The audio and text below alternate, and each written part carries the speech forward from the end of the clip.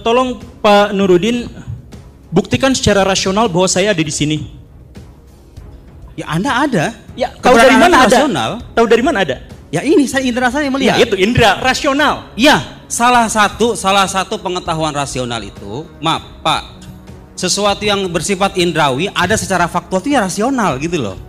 Pak Arbi ada di sini, Pak ini ada di sini. Itu rasional. Bapak tadi mengatakan Allah tidak bisa diindra. Iya. Karena itu pembuktiannya hanya dengan menggunakan rasional. Itu kan hal gaib, Pak. Bapak kan hal yang tampak. Iya betul. Maka sebentar saya mau nanya ini yang paling dasar aja.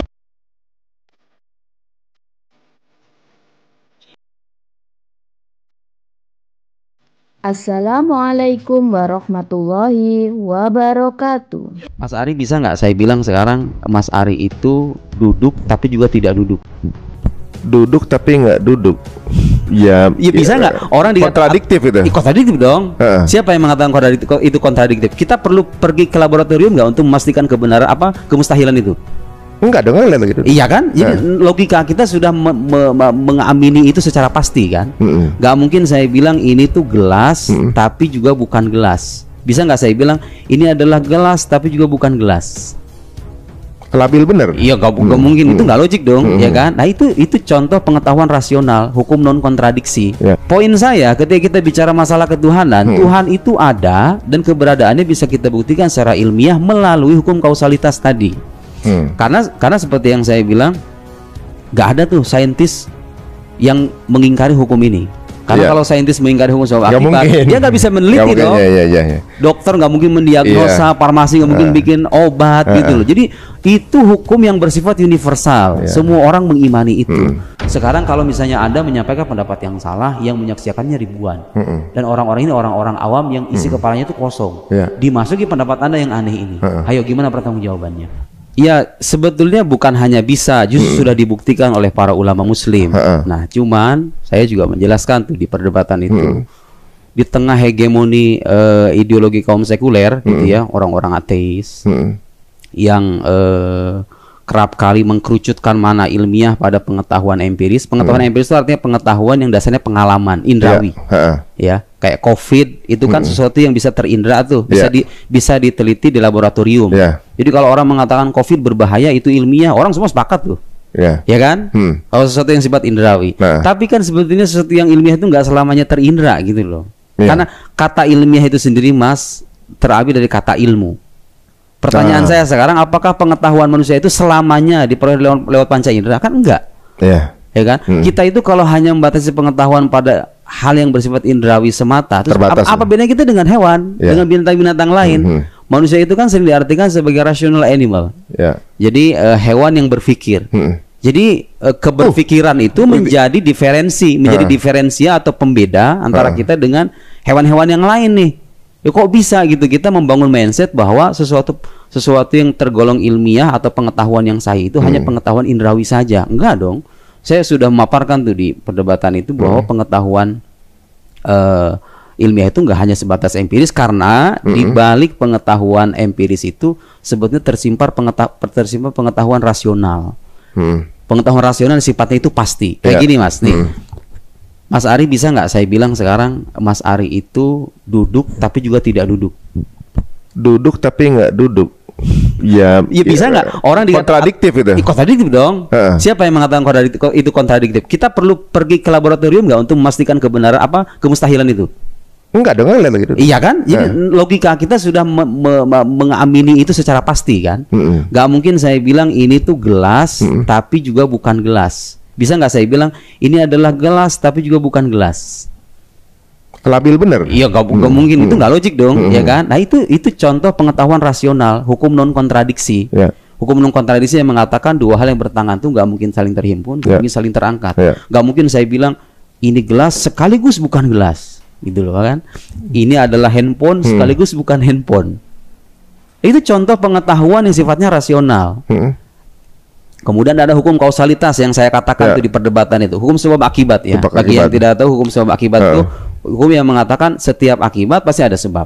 Pola deh. Itu sehari-hari kita amini hukum itu tanpa kita sadari. Tentu gak semua orang mengenal kata kausalitas ya. Tapi secara tidak sadar Anda mengimani itu loh. Kalau sekarang kita melihat ada kebakaran nih, pasti orang nanya sebabnya kan, itu kenapa sih? Kalau misalnya orang datang ke dokter, Nggak tiba-tiba ada apinya nggak gitu. nggak mungkin ada suatu peristiwa yang tadinya tidak ada kemudian ada, tiba-tiba dikatakan mengadakan dirinya sendiri gitu loh. Nah, kausalitas atau hukum sebab akibat itu hukum rasional. Karena Mas, di luar itu nggak ada yang namanya sebab, nggak ada yang namanya akibat. Coba sekarang kalau misalnya sekarang saya minum nih, saya misalnya haus, kemudian saya minum air ini, rasa haus saya hilang. Artinya air ini menjadi sebab hilangnya rasa haus menjadi akibat, ya kan? Tapi di alam indrawi nggak ada loh yang namanya sebab itu, adanya cuma air dan hilangnya rasa ini aja.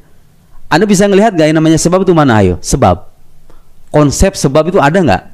Yang ada air kan? Air aja. Iya, jadi kalau rasa haus termasuk sebab nggak? Ya, itu akibat. Akibat ya. Nggak, maksudnya hilangnya rasa haus. Saya minum air kemudian rasa haus hilang, itu kan akibatnya. Nah, yang saya maksud adalah hukum yang mengatakan setiap akibat butuh kepada sebab, itu hukum rasional, bukan hukum indrawi gitu. Karena di alam luar kita tidak bisa melihat tuh yang namanya sebab akibat. Yang kita lihat ada api, kebakaran. Api menjadi sebab, kebakaran menjadi akibat. Yang ada tuh apinya dan kebakarannya yang kelihatan ini. Tapi sebabnya mana yo? Adanya di sini sebab itu. Itu analisis rasional kita gitu. Iya kan?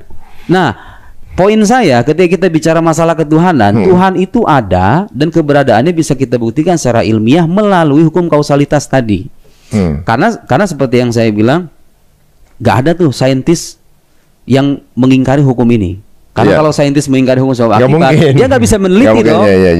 Dokter nggak mungkin mendiagnosa, farmasi nggak mungkin bikin obat gitu loh. Jadi itu hukum yang bersifat universal. Semua orang mengimani itu. Nah, jadi pertanyaan kenapa kalau kita bicara asal muasal alam semesta orang nggak percaya Tuhan, sementara alam ini menurut ilmu modern nih itu ada permulaannya loh. Jadi sains itu sampai pada kesimpulan alam itu ada permulaannya. Universe itu karena sebab akibat tadi kan. Nah, ketika dia dikatakan ada permulaannya, ya secara logika kita akan mengatakan pasti ada sebabnya dong.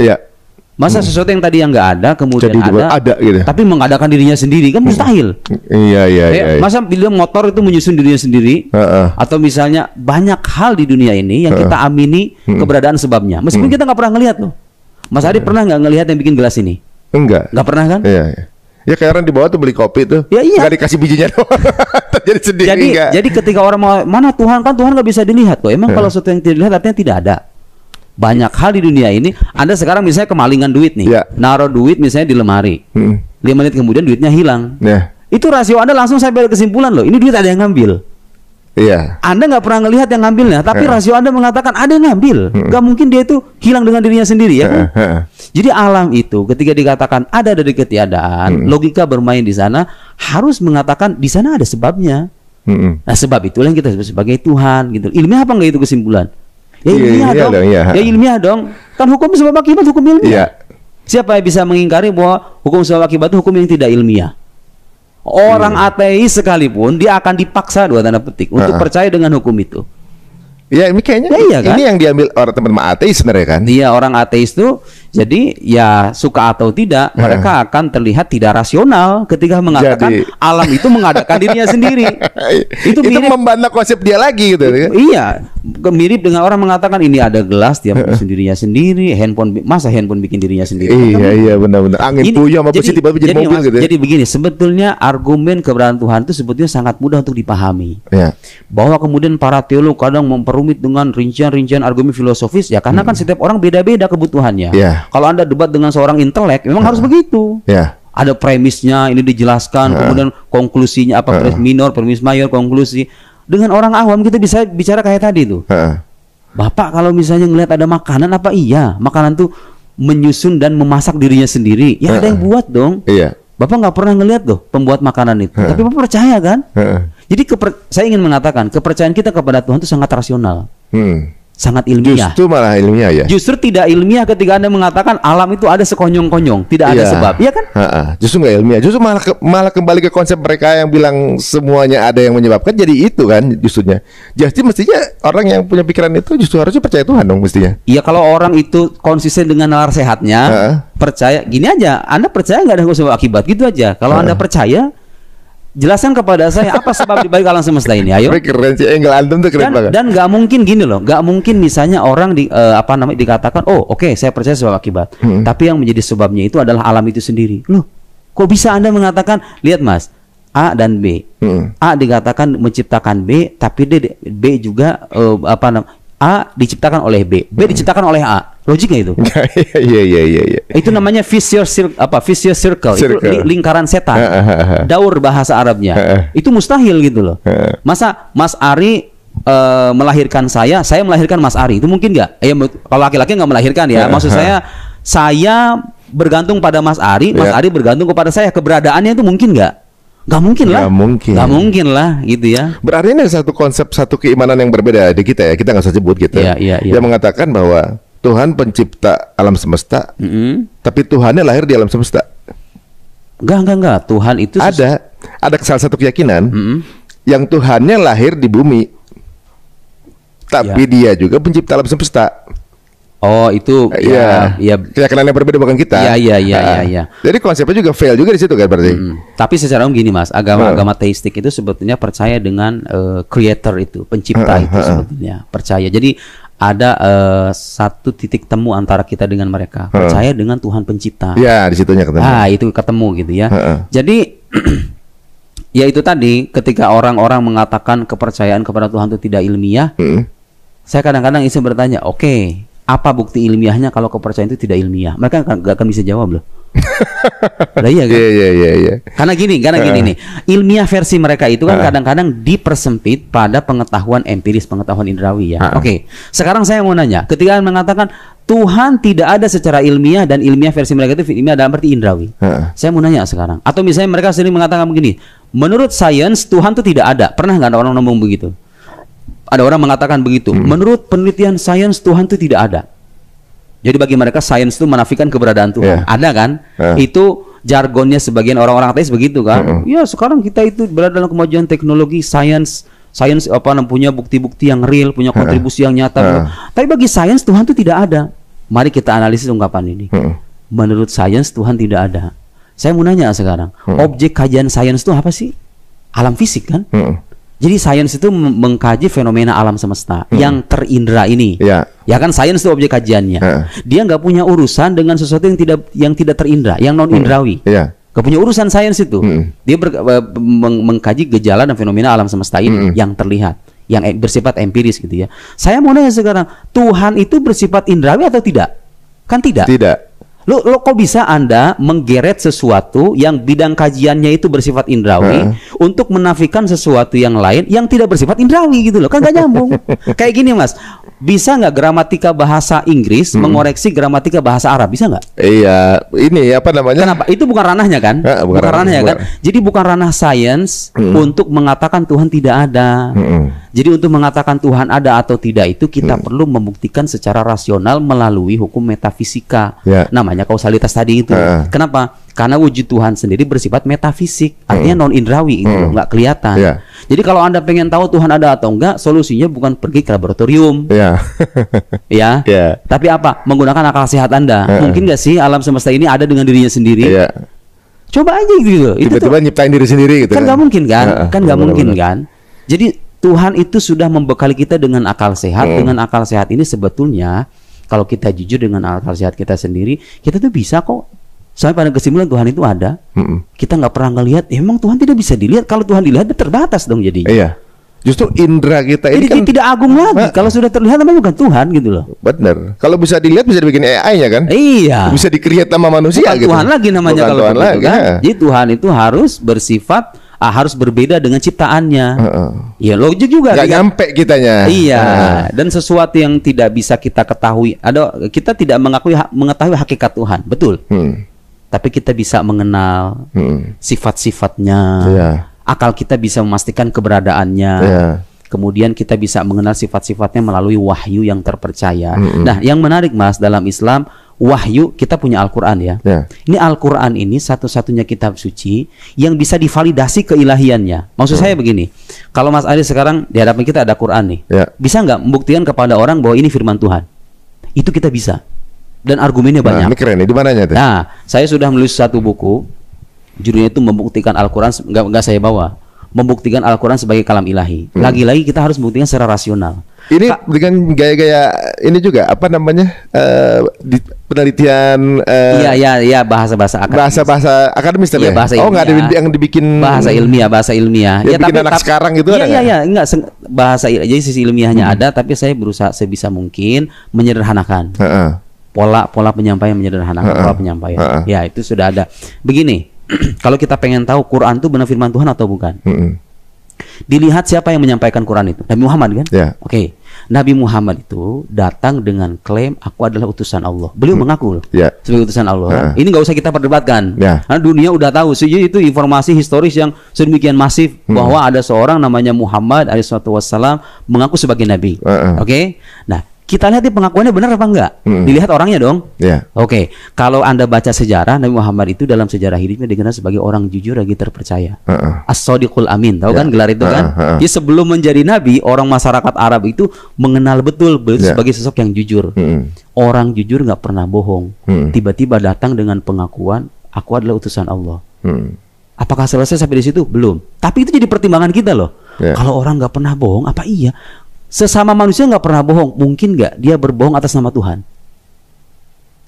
Bisa aja sih. Ya enggak. Jadi sepanjang sejarahnya sama manusia dia nggak pernah berbohong tuh. Oh iya. Mungkin manusia semacam ini berbohong atas nama Tuhan yang sama sesama manusia aja enggak gitu. Manusia aja enggak, masa dia berbohong atas nama Tuhan? Iya benar. Tuh pertimbangan. Soalnya nggak ada kepentingan gitu. Nggak ada kepentingan. Nggak ada kepentingan. Kemudian setelah itu mendatangkan bukti. Buktinya itu apa? Al-Quran itu. Di Al-Quran itu Mas, kalau Anda baca itu di dalamnya ada kisah masa lampau. Adam, Idris, Nuh, Ashabul Kahf, Al-Imran, kemudian kisah tentang Luqman, kisah Bani Israel, Fir'aun, kisah yang banyak sekali. Kemudian ada kritik terhadap umat agama lain. Kemudian ada eskatologi, penjelasan surga neraka. Kemudian ada penjelasan tentang Tuhan, konsep ketuhanan dalam Quran itu. Ada tuntunan syariat, ada tuntunan moral, banyak sekali. Dan itu dikaji dengan bertonton kitab tafsir dalam sejarah dan tradisi keislaman itu. Sementara Nabi Muhammad itu fakta sejarahnya menunjukkan bahwa beliau itu tidak membaca dan menulis, tidak pernah belajar sama siapapun loh. Terus kapan dia nyusunnya kan itu? Ya, dari mana itu dapat? Dari mana itu dapat? Kan itu pertanyaan logik kan? Jadi ketika kita menghadapi fakta, ini orang jujur, gak pernah bohong, terpercaya, punya integritas tinggi, mengaku sebagai utusan Tuhan, datang dengan kitab yang berisikan pengetahuan masa lampau, pengetahuan masa yang akan datang, bahkan isyarat-isyarat saintifik kan? Padahal beliau tidak pernah sekolah filsafat, perbandingan agama, tidak pernah terbukti belajar sama Rabi Yahudi, sama pendeta Nasrani. Kok bisa? Ini pertanyaan logik nih. Nih dari sini kita bisa melakukan reasoning. Kok bisa datang dengan sebuah kitab yang berisikan pengetahuan berlimpah ini? Oke, sekarang kita lihat juga Quran ini ternyata berisikan tantangan dari dulu itu. Jadi kalau orang itu ragu dengan keabsahan kenabian Nabi Muhammad, kata Quran, wa in kuntum fi raibin mimma nazzalna ala abdina fa'tu bi suratin mithli. Kalau kalian itu ragu dengan apa yang kami turunkan kepada hamba kami, Nabi Muhammad maksudnya, datangkan satu surat yang semisal kefasihannya, keindahannya, kedalaman maknanya seperti halnya Al-Quran. Satu surat itu paling pendek di Quran 3 ayat. Inna a'tainakal kautsar fasholli lirabbika wanhar inna syanaka huwal abtar. Itu paling pendek. Tantangannya itu iya, cuma segitu doang. Sepanjang zaman manusia ditantang. Ayo datangin pakar bahasa Arab sepanjang dunia kan banyak tuh, ya kan? Yang ahli bahasa Arab itu, bahkan orang-orang Arab dulu itu dikenal fasih sebagai fusoha. Fusoha itu orang-orang yang fasih. Mereka itu sangat membanggakan kefasihan mereka. Quran turun di tengah masyarakat yang membanggakan kefasihan bahasanya. Lalu ditantang, ayo kalian kalau kalian ragu dan kalian merasa benar dengan pengakuan kalian bahwa Muhammad bukan nabi, datengin satu saja yang semisal dengan Al-Quran. Dan gak ada yang bisa, Mas. Ini saya nggak ngomong, ini bukan dongeng. Anda bisa cek, Anda bisa tanya para pakar bahasa Arab di dunia manapun yang benar-benar pakar ya. Ada nggak manusia yang pernah mendatangkan satu kitab yang semisal dengan Al-Quran? Itu nggak ada loh. Udah gitu berisikan pengetahuan berlimpah tadi itu. Kitabnya nggak bisa ditandingi sama makhluk. Kalau udah nggak bisa ditandingi sama makhluk, berisikan pengetahuan berlimpah, nabinya ummi, tidak membaca dan menulis, bukankah sangat logik untuk mengatakan, oh kalau gitu dari Tuhan dong? Kan Tuhan yang sudah kita buktikan ada. Soalnya nggak nyampe, udah ditelusuri juga kan? Iya. Dan begini, oh itu mungkin aja dari Muhammad. Nabi Muhammad mengaku bukan karyanya kok. Di Quran, Nabi Muhammad diperintahkan untuk mengatakan bahwa apa yang dia terima itu adalah wahyu dari Allah. Qul innama ana basyarun mithlukum yuha ilayya. Katakanlah aku ini manusia seperti kalian, yuha, yang diwahyukan, diberi wahyu. Jadi Quran sendiri secara jelas mengatakan bahwa Quran ini adalah wahyu yang diterima Nabi Muhammad. Ya sebenarnya kalau dia punya kepentingan, beliau nih Rasulullah SAW, Iya. pasti dia bilang buatan dia lah. Iya kan? Iya kan? Nah kan? Iya kan? Bener juga ya. Iya kan? Iya, Kalau iya, punya, iya, gini iya. loh, Mas, gini nih. Andai kan saya punya punya buku bestseller dalam level internasional. Heeh. Apa coba pentingnya saya menisbat? Oh ini bukan karya saya, ini karya Mas Ari. Penting nggak? Justru manusia itu kadang-kadang merasa pengen karyanya dilihat orang ya kan? Iya. Ini karya saya nih. Karena kita udah punya effort waktu Iya kan? dan tenaga Iya. yang kita pakai untuk nulis. Ya kan kita butuh butuh pengakuan kadang-kadang. Iya, gitu kadang-kadang kan. Coba Nabi Muhammad nggak punya loh, nggak butuh punya validasi gitu kan. validasi kan. Ini loh gue gitu Dengan kan. jerih Gue payah dia sudah gitu. menghadirkan ini. Nabi Muhammad enggak loh, justru menisbatkan kepada Tuhan loh. Kepada Tuhan, kul ma yakun li an ubadilahu min tilqa'i nafsi in attabi'u illa ma yuha ilayya. Aku itu mengikuti apa yang diwahyukan kepadaku. Beliau itu nggak punya otoritas mengotak-ngatik Quran yang diturunkan kepadanya itu. Itu Quran mengatakan begitu. Ditambah ini pengakuan berasal dari orang jujur gitu loh. Itu loh masalahnya. Masukkan logika kita kan. Iya, Kalau iya. begitu dari mana coba? Masa dari jin, dari setan? Orang jinnya juga dikutuk kok, kalau yang durhaka itu di Quran. Masa berasal dari jin? Terus dari mana lagi kalau bukan dari Tuhan gitu loh. Ini contoh reasoning yang saya bilang logik tadi. Jadi Benar. jadi dasarnya logika. Jadi para teologi itu ketika mengatakan Nabi Muhammad Nabi itu membangun premis Nabi Muhammad itu mengaku sebagai nabi dan datang dengan mukjizat. Mukjizat ini jangan dipahami hanya hal-hal yang bersifat indrawi saja ya. Memang mukjizat itu ada mukjizat indrawi, kayak Isra Mi'raj itu ya. Atau misalnya terbelahnya bulan, laut. atau banyak kan mukjizat indrawi itu. Kalau Nabi Musa misalnya punya mukjizat membelah lautan. Nabi Isa misalnya bisa menghidupkan orang mati, kan mukjizat indrawi itu. Itu mukjizat kita akui gitu kan. Tapi inilah uniknya Islam. Allah itu tahu ini agama universal sampai hari kiamat. Dikasih mukjizat yang pembuktian itu secara rasional gitu loh. Karena bisa diuji sepanjang zaman. Benar masuk. Sementara mukjizat Nabi terdahulu itu, karena Nabi terdahulu itu hanya diutus untuk kaum tertentu saja. Iya benar. Nabi Isa untuk Bani Israel nih. Ya sudah, mukjizatnya bersifat indrawi gitu. Kelihatan langsung sama orang Bani Israel ya kan. Nah kita ini yang hidup di abad 21, nabinya udah nggak ada 14 abad yang lalu, dikasih bukti kenabian yang pengujiannya bisa berlaku sepanjang zaman loh. Kenapa? Karena selama manusia punya akal sehat, dia bisa menguji itu. Disuruh mikir gitu ya. Mikir kan. Coba itu uniknya Islam tuh. Dan bukan cuma itu Mas, saya mau bilang begini, kadang ada sebagian muslim yang nggak sadar dengan ini. Anda itu punya kitab suci, tahu nggak? Itu keautentikannya terjamin. Kenapa? Karena kitab suci kita itu sampai dengan periwayatan lisan yang sedemikian masif. Jadi Mas kalau sekarang belajar ilmu qiraat, artinya ilmu cara membaca Al-Qur'an. Itu bisa dipertanggungjawabkan, bacaan ini saya terima dari fulan, fulan dari fulan, fulan dari fulan, fulan dari fulan. Bahkan cara bacanya pun diatur, tahu? Ada nasabnya ya. Bukan, ada tajwidnya. Apa ilmu tajwid. Ilmu tajwid. Jadi supaya orang nggak sembarangan baca Quran, itu diatur. Ada nggak, saya mau nanya, ada nggak kitab suci yang cara baca panjang pendek itu diatur? Ada nggak? Cuma kita aja yang Islam aja masih berat gitu bacanya kan? Iya kan? Nah, jadi supaya bacaan ini tidak diselewengkan, sanadnya jelas. Sanad maksudnya. Sanad itu artinya mata rantai periwayatan. Mata rantai ya benar. Nah, sampai ke sana, sampai kepada tabiin, sampai ke sahabat, sampai ke nabi. Sampai ke Jibril katanya. Karena itu kita bisa yakin ini Quran yang kita terima sekarang itu persis sama dengan Quran diajarkan sama Nabi Muhammad. Dari mana kita bisa tahu? Dari periwayatan lisan yang sedemikian masif ini. Coba, kalau orang meriwayatkan dan periwayatannya jalurnya banyak, apa kita masih ragu? Kayak kita dapat informasi dari berbagai sumber nih. Ini satu sumber mengatakan begini, sumber kedua juga mengatakan sama nih, ketiga juga sama. Kita yakin kan? Makanya kita bisa yakin Quran itu sepenuhnya otentik dan sama dengan apa yang diajarkan Nabi Muhammad, karena ada periwayatan lisan sedemikian masif itu. Namanya mutawatir bahasa Arabnya. Jadi Quran itu satu kitab suci yang diwakilkan Kenapa Allah itu mentakdirkan kitab suci yang semacam itu untuk umat Nabi Muhammad? Karena ini agama yang akan bertahan sampai hari kiamat. Jadi orang ketika nanya, ini kita benar dari Tuhan apa enggak? Lihat mata perantaiannya jelas loh. Bukti keilahiannya juga jelas loh. Nggak ada yang bisa menandingi loh tingkat kefasihannya. Sayangnya kita kan nggak paham bahasa Arab nih. Kalau kita disebutkan ayat Quran, kadang-kadang kita nggak emang di mana indahnya sih. Ya Anda nggak belajar. Coba Anda tanya sama orang yang bertahun-tahun bertungkus lumus dengan kita bahasa Arab. Quran itu luar biasa. Jadi satu-satunya kitab di dunia yang bukan cuma maknanya, tapi cara baca juga diatur. Maksudnya nggak ada gitu yang dan lain. Sekarang makna-maknanya itu Mas dijelaskan dengan kitab tafsir yang jumlahnya itu ya salam. Kalau kita lihat itu perpustakaan Islam, itu bertonton kitab tafsir itu. Jami'ul Bayan punya Tobari 23 jilid, Mafatihul Ghaib punya Ar-Razi 32 jilid, Tafsir Ibnu Katsir 8 jilid. Saya punya tafsir di Mesir karangan dari Mesir karangan Garin Syekh Al-Azhar 15 jilid, karangan Garin Syekh Al-Azhar yang sebelum sekarang. Syekh Said Tantowi namanya. 15 jilid. Kitab tafsir apalagi? Kitab tafsir banyak sekali. Itu ulama menjelaskan makna Al-Qur'an dari sisi syariatnya, dari sisi akhlaknya, dari sisi tasawufnya, dari berbagai sisi, dari sisi bahasanya. Ya, kitab tafsir dengan genre yang beragam itu. Coba, mungkin nggak itu karya? Itu kalau benar buatan Nabi Muhammad itu mungkin nggak sih kayak gitu? Makanya ya, kan banyak yang bilang juga. Bahkan mungkin udah dipercaya bahwa Quran ini satu-satunya buku yang dari Quran ini udah lahir jutaan buku. Iya. Nggak ada buku lain yang kayak gini. Membuat decak kagum manusia sepanjang zaman. Sementara yang menyampaikan Quran ini adalah Nabi yang ummi, nggak membaca, nggak menulis. Nah, saya mau ngoreksi begini. Kurang ajar sekali mengatakan Nabi saya tidak membaca dan menulis, karena ada orang-orang yang memahami kalau Nabi dikatakan tidak membaca itu seolah-olah aib. Iya kan? Kayak Mas Ari kalau nggak baca bisa tulis, saya pandang sebagai aib kan? Tahu nggak?